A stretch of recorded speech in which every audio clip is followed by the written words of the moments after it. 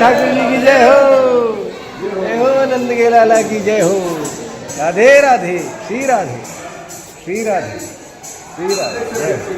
High Radhe Radhe বন্ধুরা, আজকে তোমরা থাম্বনেল দেখে নিশ্চয়ই বুঝতে পেরেছো একদিনে কিভাবে আমরা নন্দ বাবা মন্দিরের কাছাকাছি কিছু মন্দির, বর্ষানা রাধারানীর মন্দির, ওখানে আরো কিছু মন্দির, রাধাকুণ্ড, শ্যামকুণ্ড, কুসুম সরোবর, গোবর্ধন, আবার বৃন্দাবনে আমরা কিভাবে ফিরবো এই সম্বন্ধে কিন্তু একটি পুরো ভিডিও উপস্থাপনা করেছি। খুব ভালো হবে, আশা করছি সবাই তোমরা দেখে উপকৃত হবে।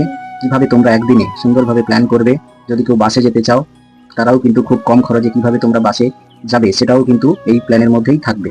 আমরা নিয়েছিলাম একটি স্কুটি, আর তোমরা যদি বাসে যাও পুরো ডিটেলসটা আমি এই ব্লগে বলছি, মন দিয়ে ভালো করে শুনুন। প্রথমে আমরা সোজাসুজি চলে গিয়েছি নন্দগাঁও বা নন্দ বাবার টেম্পেল। এই নন্দ বাবার টেম্পেল এর কাছাকাছি আছে অশ্বেশ্বর মহাদেব টেম্পেল, তের কদম টেম্পেল। এই তিনটে টেম্পেল কিভাবে তোমরা প্রথম পরিদর্শন করবে সেই সম্বন্ধে বলছি। তো প্রথম আমরা চলে এলাম নন্দ বাবার মন্দির, বা যেটা নন্দ বাবা ও যশোদা মায়ের বাড়িও বলে সবাই ডাকে। শ্রীকৃষ্ণ শৈশবে এখানে কেটেছেন। নন্দ ভবন বা নন্দমহল নামেও পরিচিত। পাহাড়ের উপরে 132টা সিঁড়ি ভেঙে উঠে আসতে হয়। উপরে নন্দ বাবা, যশোদা, কৃষ্ণ, বলরাম, রাধা, শ্রীকৃষ্ণের বিগ্রহ আছে। প্রায় 5000 বছরের পুরনো এই জায়গা। বর্তমানে মন্দির 200 বছরের বেশি আগে নির্মিত হয়েছে। যেখান থেকে এই মন্দিরে বা এটি ছিল যশোদা মাতা ও নন্দ বাবার মন্দির, যেখানে শ্রীকৃষ্ণ ভগবান ছোট অবস্থাতেই এখানেই কিন্তু লীলা করেছেন, ছুটেছেন। আজও সেই কথা এখানে এলে অবশ্যই সবাই চোখের সামনে ভেসে ওঠার মতো। যা আমাদের কানহা এখানেই কিন্তু ছোট সময়টা কাটিয়েছে। এই পাহাড়ের উপরে কিন্তু সখাসখীদের সাথে নানানভাবে লীলা করেছে। এই দিব্যস্থান আপনারা সবাই দর্শন করুন। এবং এখানে আরেকটি বলা হয় যেটা রাধারানীর শ্বশুরবাড়িও নামেও পরিচিত, যেখানে একমাত্র তোমরা দেখতে পাবে এই বিগ্রহ, যশোদা মায়ের বিগ্রহ, নন্দ বাবার বিগ্রহ, কৃষ্ণ এবং বলরামের বিগ্রহ, এবং সঙ্গে রাধাকৃষ্ণ বিগ্রহও আছে। এই মন্দিরটি সকাল 6টা থেকে 12টা এবং বিকেল 4টে থেকে 8টা পর্যন্ত খোলা থাকে। মঙ্গল আরতি ও সন্ধ্যা আরতি মিস করবে না। অবশ্যই যদি আসো অবশ্যই দর্শন করো। এবং কিলোমিটার দূরে জাস্ট সিঁড়িগুলো ভেঙে যখন তোমরা নিচে নেমে আসবে, মূল রাস্তার সাইডে অনেক দেখবে টোটো থাকবে। সেখান থেকে তোমরা একটা টোটো নেবে, যেটা যাওয়া আসা নিয়ে 20 টাকা করে পার হেড পড়বে। সেখানে তোমরা একটু বলে নেবে যে আমরা অশ্বেশ্বর মহাদেব টেম্পল এবং তের কদম টেম্পল এই দুটো কিন্তু দেখবো, সেইটুকু সময় দিতে হবে। এবং ওখানে সবাই কিন্তু উচ্চেশ্বর মহাদেব বা বৃদ্ধেশ্বর মহাদেব বা ব্রজেশ্বর মহাদেব নামেও কিন্তু ডাকেন। উচ্চেশ্বর সম্ভবত স্থানীয় একটি উচ্চারণ থেকেই আসে। এটি খুব দূরে কিন্তু নয়, 1 কিলোমিটারের মধ্যেই অবস্থিত। ব্রজধামের 4 ধাম পরিক্রমার নিয়ম অনুযায়ী নন্দগাঁয়ের 4 কোণে 4টি শিব মন্দির আছে। নদীশ্বর, কামেশ্বর, গোপেশ্বর, আরও আছে অশ্বেশ্বর বা উচ্চেশ্বরও বলা হয়। এরা নন্দগাঁওকে রক্ষা করেন বলে সবাই মনে করে। লোককথা অনুযায়ী যখন কৃষ্ণ কংসকে মারার জন্য নানা অসুর পাঠায়, তখন মহাদেব স্বয়ং নন্দগাঁয়ের চারিদিকে 4 টুপে পাহারা থাকতেন। উচ্চেশ্বর নামে উচ্চস্থির ঈশ্বর। তাও মহাশিবরাত্রি ও শ্রাবণ মাসে লোকাল লোকজন পূজা দিতে আসেন। নন্দবাবা মন্দির তো সবাই দেখেছেন, কিন্তু এই অশ্বেশ্বর মহাদেব যিনি কৃষ্ণকে পাহারা দিয়েছেন,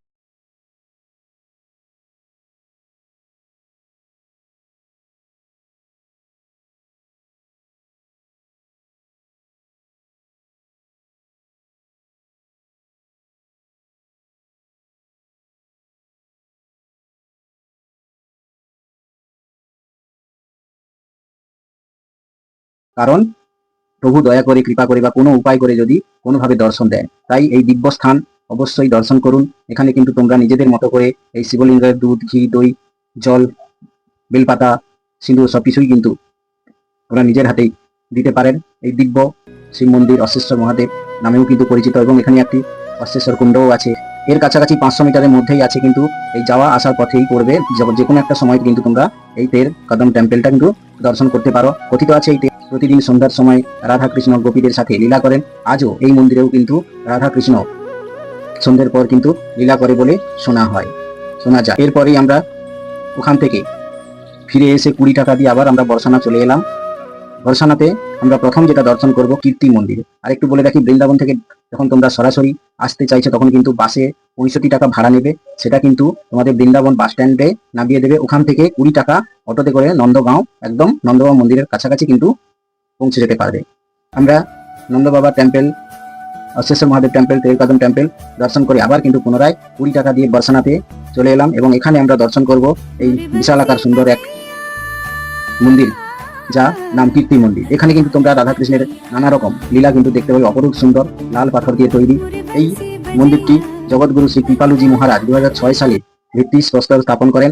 13 বছর ধরে প্রায় 500-রও বেশি কারিগর বানিয়ে 10ই ফেব্রুয়ারি 2019 সালে বসন্ত পঞ্চমীর দিনে উদ্বোধন করেন। এটার বিশ্বের একমাত্র মন্দির যেখানে শ্রী রাধারানী 5 বছরের বালিকা রূপে মা কীর্তির কোলে বসে আছেন। বামে সীতা রাম, ডানে রাধাকৃষ্ণ যুগল বিগ্রহ কিন্তু দেখতে পাবে। অপরূপ এই সুন্দর মন্দিরটিতে কোনো সিমেন্ট বা লোহা নেই, পুরো মন্দির পাথর, লাল পাথর দ্বারা কিন্তু বানানো হয়েছে। রাজস্থানের গোলাপি বেলে পাথর, ইতালির সাদা ক্যারারা মার্বেল ও নরওয়ের এমারেন্ট পার্ন গ্রানাইট দিয়ে কিন্তু গঠিত। 22টা সোনার কলস, 80,000 স্কয়ার ফিট এরিয়া নিয়ে এই মন্দির কিন্তু স্থাপন করেছেন। এই মন্দিরটি দর্শনের জন্য সকাল 5:30 থেকে 12টা এবং বিকেল 4:30 থেকে 8টা পর্যন্ত কিন্তু খোলা থাকে এবং আরতির সময় 5:30, 8:30, 11:30 এবং বিকেল 4:30 ও সন্ধ্যে 7:30। তো এখানে কিন্তু আরো কিন্তু হোলির যে বিভিন্ন লাঠি খেলা, সেই সম্বন্ধে কিন্তু কৃষ্ণের লীলা, এই লাঠি খেলা কিন্তু তোমরা দর্শন করতে পারবে। তো অবশ্যই দর্শন করো। সব কিন্তু যতগুলো মন্দির এখন পর্যন্ত বললাম সবই কিন্তু কোনো এন্ট্রি ফিস লাগে না, বা যতগুলো এর পরেই বলবো কোনো এন্ট্রি ফিস কিন্তু মন্দিরে লাগে না। তবে একটা কথা, নন্দবাবা মন্দিরে ওঠার সময় কিন্তু প্রচুর বানর, বৃন্দাবনে প্রায় সর্বত্রই প্রচুর বানর থাকে। মোবাইল, চশমা এগুলো কিন্তু নিয়ে যাওয়ার সম্ভাবনা থাকে, অবশ্যই সাবধান থাকবে। এরপর কিন্তু আমরা সব থেকে যেটা প্রিয়, বর্ষানার সব থেকে যে লাডলি লাল মন্দির অর্থাৎ রাধারানী মন্দির, সেখানে কিন্তু আমরা পরিদর্শন করব। অপরূপ সুন্দর শ্রীজি মন্দির নামেও কিন্তু পরিচিত, বা লাডলি নাম মন্দির, লাডলিজি মহারানী মন্দির নামেও কিন্তু পরিচিত। এটা ভানুগড় পাহাড়ের চূড়ায় প্রায় 250 মিটার উঁচুতে কিন্তু অবস্থিত। দেবী রাধাকে বর্ষানার রাধারানী জন্মস্থান বলেও এটি পরিচিত। রাধাকৃষ্ণের যুগল মূর্তি কিন্তু এখানে আপনারা দর্শন করতে পারবেন। রাধাকে লাডলি নামে আদরে কিন্তু এখানে মানুষ জানেন। প্রায় 5000 বছরের পুরনো কাহিনী। মনে করা হয় রাজা বজ্রনাথ প্রথম এই মন্দিরটি স্থাপন করেন। রাজা বজ্রনাথ কিন্তু কৃষ্ণের নাতি ছিলেন। মন্দিরটি ধ্বংস হয়ে যাওয়া গেলেও চৈতন্য মহাপ্রভু শিষ্য নারায়ণ ভট্ট মূর্তি খুঁজে পান এবং 1675 সালে রাজা বীর সিং প্রথম মন্দির বানান। পরে আকবরের মন্ত্রী রাজা টোডরমলের সাহায্যে নারায়ণ ভট্ট বর্তমান কাঠামো তৈরি করেন। এছাড়াও এই রাধারানী মন্দিরের উপর থেকে একটি সুন্দর কিন্তু ভিউ তোমরা দেখতে পাবে, যা অপরূপ সুন্দর। শ্রীকৃষ্ণের বাবা নন্দ আর রাধা রানীর বাবা বৃষভানু ঘনিষ্ঠ বন্ধু ছিলেন। কংসের অত্যাচারে নন্দীশ্বর পাহাড়ে আর বৃষভানু ভানুগড় পাহাড়ে চলে আসেন। তাই আজ নন্দগাঁও, নন্দভবন আর রাধারানী মন্দির এই দুই পাহাড়ের চূড়ায় কিন্তু অবস্থিত। ফাল্গুন মাসে এখানে হোলি বিশ্ববিখ্যাত। নন্দগাঁও ছেলেরা আসে, বর্ষানার মেয়েরা লাঠি দিয়ে মারে। জন্মাষ্টমী 15 দিন পর রাধারানীর জন্মদিন, ওই দিন রাধারানীর শ্রীচরণে দর্শন করা যায়, বাকি দিন ঢাকা থাকে। প্রায় 250 মিটার উপরে থেকে এই রজমণ্ডল দেখা যায় এবং এরও প্রায় 200+ সিঁড়ি ভেঙে কিন্তু উপরে উঠতে হয়। দর্শনের সময় যদি ধরা হয় সকাল 8টা থেকে 1:30 পর্যন্ত এবং বিকেল 5টা থেকে 8:30 পর্যন্ত কিন্তু এই রাধারানীর মন্দির কিন্তু দর্শন করতে পারবে। আর এই কাছাকাছি কিন্তু আরো দুটি মন্দির আছে, বিখ্যাত মন্দির এবং বহু পুরনো, যেটাকে বলে মান মন্দির আর একটা ময়ূর কুটির। এগুলো কিন্তু সব নিজেদের পায়ে হেঁটেই করতে হবে, কারণ মান মন্দির ও ময়ূর কুটির দুটি পাহাড়ের চূড়ায় অবস্থিত। বেশ কিছুটা সময় কিন্তু লাগবে। তাই রাধারানীর নাম করে কিন্তু তোমরা অবশ্যই এই দুটো মন্দির দর্শন করতে পারো। কথিত আছে বর্ষানার শহরে 4টে পাহাড়ে একটা মানগড় রাধারানীর মন্দির থেকে 1 কিমি দূরে গহর বনের পাশে অবস্থিত। মান মানে অভিমান, অর্থাৎ রাধারানী যখন অভিমান করে ছিলেন তখন এই পাহাড়ের উপরে কিন্তু বসেছিলেন এবং সেখানে এসে ভগবান শ্রীকৃষ্ণ কিন্তু রাধারানীর মান ভাঙিয়েছিলেন। তাই এই মন্দিরটির নাম কিন্তু মান মন্দির। রাধারানী কোনো কারণে কৃষ্ণের উপর অভিমান করে এখানে বসেছিল। কৃষ্ণ অনেক মান ভঞ্জন করে, পায়ে ধরে গান গেয়ে রাধারানীকে খুশি করে। এই লীলা স্মৃতিতেই এই মন্দির কিন্তু অবস্থিত এবং এই মন্দিরের রাধাকৃষ্ণের বিগ্রহ নেই, আছে শুধু রাধারানীর অভিমানী রূপের চিত্রপট আর শ্রীকৃষ্ণের বাঁশি হাতে দাঁড়িয়ে থাকা একটি রূপ। এই মন্দিরে কিন্তু ভিডিও ক্যামেরা অ্যালাউ নেই, তাই এখানে কিন্তু সারা সময় প্রায় কীর্তন হয় এবং এর কাছে আছে একই সাথে তোমরা কিন্তু দর্শন করতে পারবে ময়ূর কুটির। কুটিরে ছোট গুহার মতো কক্ষ, দেওয়ালে মান লীলার পেস্টিং কিন্তু অবশ্যই তোমরা দেখতে পাবে সুন্দর এছাড়াও কিন্তু বলা হয় রাধারানী এই শিলার উপর বসে অভিমান করেছিল, ভক্তরা এখানে মাথা ঠোকায় এবং মানগড়ের বর্ষানা সবচেয়ে উঁচু ঢিলা। এখান থেকে পুরো বর্ষানা নন্দগাঁও সবকিছু কিন্তু সুন্দরভাবে তোমরা দেখতে পাবে। সূর্যাস্ত দেখা বেস্ট পয়েন্ট হলো এটি। মান মন্দিরের পাশেই ছোট্ট দানবিহারী মন্দির আছে, যদি হাতে সময় থাকে অবশ্যই কিন্তু এটিও দর্শন করতে পারো, কিন্তু সময় কুলাবে না তাই আমি এটা বলছি না।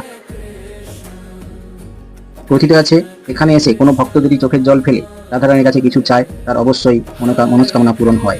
এর কাছেই কিন্তু আছে মোর কুটির, এটিও কিন্তু তোমরা দর্শন করতে পারো। এটি সাধারণত একদিন রাধা কৃষ্ণ যখন ওই পাহাড়ের উপরে বসেছিল তখন নানান ধরনের ময়ূর কিন্তু এসে নৃত্য করেছিল, এবং সেই নৃত্য দেখে কৃষ্ণ আর স্থির থাকতে না পেরে কৃষ্ণ স্বয়ং নিজে ময়ূর রূপ ধারণ করে এখানে কিন্তু তাদের সাথে নৃত্য করেছিল, এবং সেটা দেখে রাধারানীও কিন্তু ময়ূর রূপ ধারণ করে নৃত্য করেছিল। তাই এখানে কিন্তু তোমরা দেওয়ালে কিন্তু প্রচুর পরিমাণে এই রাধা কৃষ্ণ ময়ূরের রূপের নানান লীলা কিন্তু অবশ্যই দেখতে পাবে।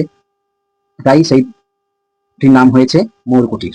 ভানুগড়, এই চারটি ঢিলা যেখানে বলা হচ্ছে ভানুগড়, বিশালগড়, দানগড় ও মানগড়। মানগড় সব থেকে উঁচু পাহাড়। বলা যায় যে মান মন্দিরে যে একবার কাঁদে রাধারানী তার সব অভিমান দূর করে দেয়। এরপরে কিন্তু যেখানে সবাই দাঁড়ায় এবং সব থেকে দর্শনীয় যে স্থান যেটা সম্বন্ধে বলবো, রাধাকুণ্ড ও শ্যামকুণ্ড। এই দুটি কুণ্ড কিন্তু পাশাপাশি অবস্থিত। শ্যামকুণ্ড কার্তিক কৃষ্ণপক্ষ অষ্টমীতে কৃষ্ণ বৃষরূপী অরিষ্ঠ সুরকে বধ করেন। রাধারানী বলেন সর্ব তীর্থে স্থান করো। কৃষ্ণ তখন নিজের পায়ের গোড়ালি দিয়ে মাটিতে আঘাত করেন, সেখান থেকেই জল উঠে কুণ্ড তৈরি হয় এবং সেই থেকেই এটির নাম হয় শ্যামকুণ্ড। এবং এর কাছেই শ্রীকৃষ্ণের কুণ্ড দেখে রাধারানী সখীদের নিয়ে নিজের হাতে কুণ্ড করেন। তীর্থযাত্রীরা এসে দুই কুণ্ডকে পুণ্যস্নান করেন, তাই রাধাকুণ্ড সর্বতীর্থের রাজা। এখানে স্নান করলে নাকি রাধারানীর প্রেম ভক্তি লাভ হয় বলে বিশ্বাস করে গৌড়ীয় বৈষ্ণব শাস্ত্রমতে। সমস্ত পবিত্র স্থানে ফল এই রাধাকুণ্ডে নাকি পাওয়া যায়। কার্তিক মাসে কৃষ্ণ অষ্টমীতে লক্ষ লক্ষ ভক্ত মধ্যরাত 12টার দুই কুণ্ডে স্নান করে, এবং এখানে একটি মোর কুণ্ড তোমরা দেখতে পাবে, অপরূপ সুন্দর। দর্শন করো, এবং এটি দর্শন করার যেটা হলো রোজ 5টা থেকে কিন্তু 8:30, অর্থাৎ কিন্তু পুরো সকাল 5টা বা ভোর 5টা থেকে যা খোলা হয় সন্ধ্যে 8:30 পর্যন্ত কিন্তু প্রায় থাকে। এরপরেই কিন্তু তোমরা ওখান থেকে এর মাঝে আমরা যেহেতু স্কুটি নিয়ে গিয়েছিলাম, আমরা সুন্দর একটি চৈতন্য মহাপ্রভুর মন্দির দর্শন করলাম। এটি কিন্তু রাস্তার গোবর্ধন আসার পথেই পড়বে। আমরা যেহেতু স্কুটিতে ছিলাম তাই এখানে কিন্তু আমরা দাঁড়াতে পেরেছি। তোমরা অটো ধরে কিন্তু 30-40 টাকার বিনিময়ে চলে আসতে পারে গোবর্ধনের দিকে, যেখানে তোমরা কুসুম কুণ্ড দেখতে পাবে, অপরূপ সুন্দর কুসুম সরোবর যেটাকে বলা হয়। এটি গোবর্ধন মথুরা জেলায় অবস্থিত। কুসুম মানে ফুল।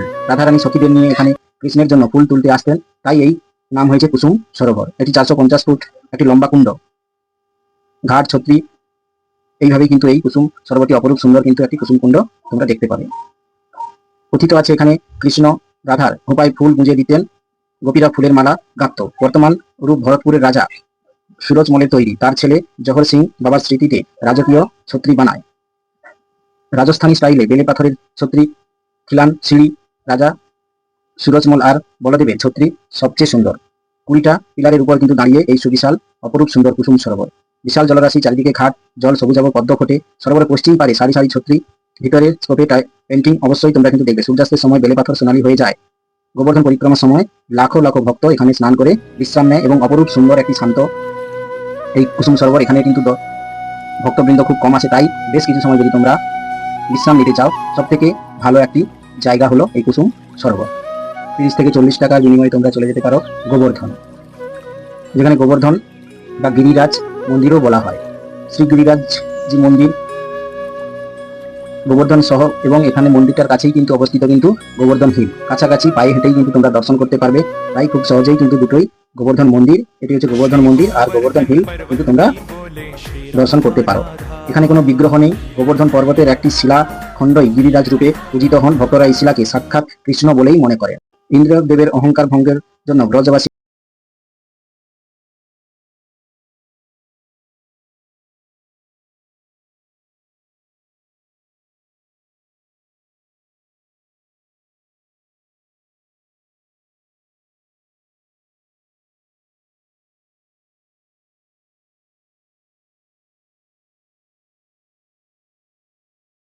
কিন্তু প্রায় 21 কিলোমিটার একটি পরিক্রমা হয়। সেই ভিডিও আজকে আসছে না, তবে পুরো ভিডিও আসবে। অবশ্যই ভালো লাগলে সাবস্ক্রাইব করবেন, পাশে থাকবেন। গোবর্ধন পর্বতের এখানে ভক্তরা দুধ জল দিয়ে অভিষেক করে, শাস্ত্রে আছে গোবর্ধন শ্রীকৃষ্ণের স্বরূপ।